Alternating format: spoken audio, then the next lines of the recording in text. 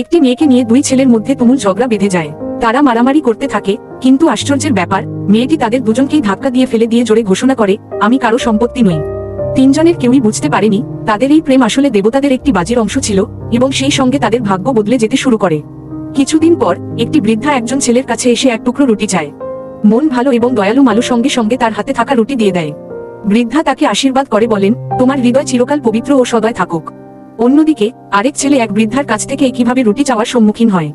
যদিও তার কাছে অনেক রুটি ছিল, তবুও সে কিছু দিতে চায় না। বৃদ্ধ লোকটি তখন একটি পদক দেখিয়ে বিনিময়ে রুটি নেয়, তাও ছেলেটির একবার কামড় দিয়ে খাওয়া রুটি। সে তখনও জানত না যে এই পদকই তার ভবিষ্যৎ বদলে দেবে। বৃদ্ধ লোকটি চলে যাওয়ার আগে জোর দিয়ে বলে, এই পদকটি লুকিয়ে রাখো, যদি কোনো দস্যু এটি দেখতে পায় তাহলে তারা যে কোনো মূল্যে এটি নিতে চাইবে। অবশেষে দোকানটি হঠাৎ অদৃশ্য হয়ে যায়। তিন বন্ধু আবারও আগের মতো খেলাধুলা করে, একটু না বুঝে যে তাদের ভাগ্য ধীরে ধীরে বদলে যাচ্ছে। মারিয়ার বাবা ছোট শহরের একজন গণ্যমান্য ব্যক্তি। তিনি চান তার মেয়ে একজন ভদ্র মেয়ে হোক, তাই তিনি তাকে কনভেন্টে পড়তে পাঠান। তিন বন্ধু ট্রেন স্টেশনে বিদায় জানায়। মালু মারিয়াকে একটি ছোট পিগি ব্যাংক দেয় বিদায় উপহার হিসেবে, আর মারিয়াও মালুকে নতুন একটি গিটার দেয়, যাতে সে মন দিয়ে গান চালিয়ে যেতে পারে। ট্রেন ছাড়ার সময় দুই ছেলেই নিজের মনের ইচ্ছা প্রকাশ করে। মালু চায় মারিয়া যেন ফিরে এসে তাকে গান গাইতে শুনে, আর আরেক ছেলে বলে সে বড় হয়ে তার জন্য কিছু করবে। কিন্তু তারা কেউই জানতো না এই প্রতীক্ষা অনেক বছরের হবে। পদক পাওয়ার পর ছেলেটি আবিষ্কার করে তার শরীর কোনো আঘাতে ক্ষতিগ্রস্ত হচ্ছে না। এই আশ্চর্য ক্ষমতার সাহায্যে সে একের পর এক আক্রমণ প্রতিহত করে, অনেক পদক জিতে একজন সম্মানিত জেনারেল হয়ে ওঠে। কিন্তু তার প্রিয় জিনিস ছিল সঙ্গীত। অন্যদিকে মালু সবসময় সঙ্গীতজ্ঞ হতে চেয়েছিল, কিন্তু তার পরিবার ছিল বিখ্যাত ষাঁড়ের লড়াইকারী। তাই তাকে জোর করে সেই পথেই প্রশিক্ষণ দেওয়া হয়। অনেক বছরের চর্চার পর তার বাবা তাকে প্রথম ষাঁড়ের লড়াইয়ে পাঠায়। সেই দিনই মারিয়া বিদেশ থেকে ফিরে আসে এবং ষাঁড়ের লড়াই দেখতে যায়। দেবীর মতো মারিয়াকে দেখে মালুর আত্মবিশ্বাস বেড়ে যায়, এবং সে দুর্দান্তভাবে ষাঁড়ের সাথে লড়াই করে। ষাঁড়ের লড়াইয়ের সময় মালু মঞ্চে থাকা মারিয়াকে ফুল ছুড়ে দেয়। তখন একটি দস্যু ষাঁড় তার দিকে আক্রমণ করে।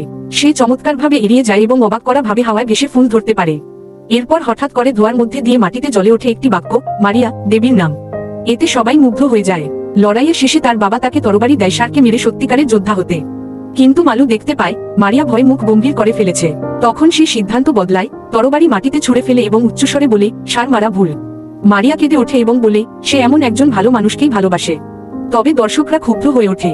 তারা ডিম ছুঁড়ে মারে, সবাই মালুকে ঘৃণা করতে শুরু করে, ইভন ষাঁড়ও তাকে পাত্তা দেয় না। একাকী মালু মাটিতে পড়ে থাকা গোলাপ তুলে নেয়, গান গেয়ে তার দেবীকে নিবেদন করে ভালোবাসার কথা জানায়। সে জানত না মারিয়া গোপনে ফিরে এসেছে এবং তার গান শুনে তার ভালোবাসা বুঝতে পেরেছে। তবে মারিয়ার বাবা একে মেনে নিতে পারে না, কারণ মালু গরিব। তাই সে চায় মারিয়া যেন বড় জেনারেলকে বিয়ে করে, যিনি তাদের রক্ষা করতে পারবেন। তারা মিলিতভাবে বিয়ের পরিকল্পনা করে। এদিকে মালু আবারও মারিয়াকে ভালোবাসার প্রস্তাব দেয়।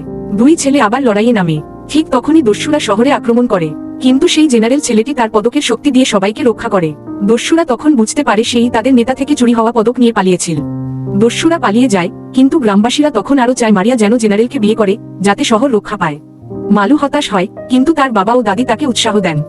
সাহস নিয়ে সে মারিয়াকে ডাকে ভোরের আলোয় ব্রিজের উপর দেখা করার জন্য। সে গান গেয়ে হৃদয় দিয়ে প্রেম প্রকাশ করে। তার কাছে না ছিল হীরা, না ছিল যোদ্ধার খ্যাতি, ছিল শুধু এক টুকরো ভালোবাসা। যখন মারিয়া প্রস্তাব গ্রহণ করতে যাচ্ছিল, হঠাৎই সে বিষাক্ত তীরের আঘাতে লুটিয়ে পড়ে মালুর কোলে। ধীরে ধীরে তার প্রাণ চলে যেতে থাকে।